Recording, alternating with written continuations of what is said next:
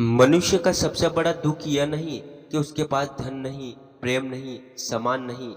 मनुष्य का सबसे बड़ा दुख यह है कि उसका मन कभी शांत नहीं होता। बाहर सब कुछ ठीक हो सकता है, लेकिन भीतर तूफान चलता रहता है।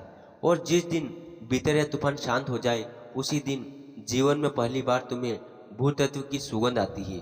भूत कोई व्यक्ति नहीं, भूत एक अवस्था है, एक ऐसा मौन जहाँ विचारों की बीट समाप्त हो जाती है, एक ऐसी शांति जहाँ को संघर्ष नहीं बसता। और उस अवस्था तक पहुँचने का सबसे सरल द्वार है आनापन। बुद्ध ने हजारों साधनाओं में से आनापन को सबसे सहज कहा, क्योंकि इसमें कुछ करना नहीं पड़ता है, सिर्फ देखना पड़ता है। सांस भीतर जा रही है, उसे देखो, बाहर आ रही है, उसे देखो, बस इतना ही। लेकिन मनुष्य को यही सबसे कठिन लगता है, क्योंकि मन हमेशा कुछ करना चाहता ही नहीं। मन को देखने की आदत नहीं, भागने की आदत है। इसलिए आदमी पूरी जिंदगी बाहर भागता है, कभी धन के पीछे, कभी रिश्तों के पीछे, कभी सफलता के पीछे। लेकिन जिसने अपने भीतर झांकना सीख लिया, उसकी दौड़ समाप्त हो जाती है। आनापन वही कला है, अपने भीतर लौट आने की कला।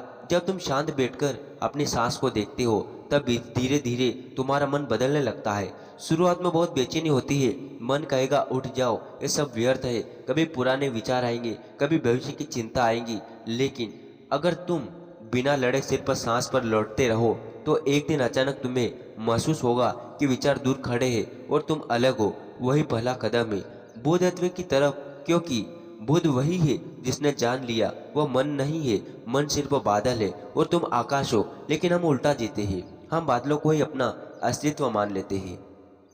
एक छोटा सा अपनापन हुआ और पूरा दिन खराब हो गया। किसी ने तारीफ कर दी, मन सातवें आसमान पर पहुंच गया। इसका अर्थ यह है कि हमारा केंद्र बाहर है, और जिसका केंद्र बाहर है वह कभी शांत नहीं हो सकता।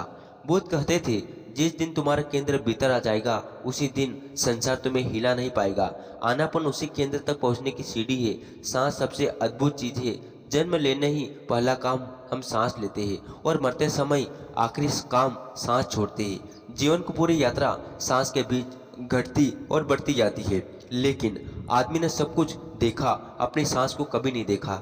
जो सबसे पास है उसी को भूल गया, और जो सबसे दूर है उसके पीछे भागता रहा। बुद्ध ने कहा, जो अपनी सांस को जान लेता है वह सभी को जान लेता है, क्योंकि सांस शरीर और आत्मा के बीच का पुल है। जब मन क्रोधित होता है तो सांस बदल जाती है, जब मन शांत होता है तो सांस बदल जाती है। अगर तुम सांस को समझ लो, मन को समझ सकते हो, और जिसमें मन को समझ लिया उसके सारे दुख समाप्त हो जाते हैं। लेकिन लोग कठिन रास्ते खोजते हैं, कोई हिमालय भाग रहा, कोई मंदिरों में घूम रहा, कोई ग्रंथ पढ़ रहा। बुद्ध कहते हैं, सत्य कहीं बाहर नहीं, सत्य तुम्हारी सांसों के बीच है। और रुक जाओ और देखो। लेकिन रुकना आसान नहीं, आदमी को डर लगता है अकेले होने से, इसलिए वह हमेशा शोर में रहता है। मोबाइल, टीवी, बातें, भीड़, कुछ न कुछ चलता रहे, ताकि खुद के सामने कुछ करना ना पड़े। क्योंकि भीतर बहुत अंधेरा है, दबे हुए दुख है, दबा हुआ क्रोध है, अधूरी इच्छाएं है। और आनापन में जब तुम शांत बैठते हो तो सब ऊपर आने लगता है। इसलिए बहुत बहुत लोग शुरुआत में डर जाते हैं। उन्हें लगता है ध्यान करना गलत नहीं, ध्यान गलत नहीं है, पहली बार तुम्हें अपना सच दिखाई दे रहा। और जो व्यक्ति अपने सच को देखने की हिम्मत कर लेता है, वही बदल सकता है। बुद्ध कभी किसी से लड़ने को नहीं कहते, वे सिर्फ देखने को कहते हैं। क्रोध आए उसे देखो, वासना आए उसे देखो, दुख आए उसे देखो, सिर्फ साक्षी बन जाओ। क्योंकि जिस दिन चीज को तुम पूरी जागरूकता से देख लेते हो, वह धीरे धीरे समाप्त होने लगती है। अंधेरा हजारों साल पुराना हो, लेकिन एक छोटा सा दीपक उसे मिटा देता है। वैसे जागरूकता का एक छोटा सा दीपक मन के अंधेरे को समाप्त कर देता है। तो दोस्तों, आज का वीडियो बस ये समाप्त करते हैं। आपको कैसा लगा?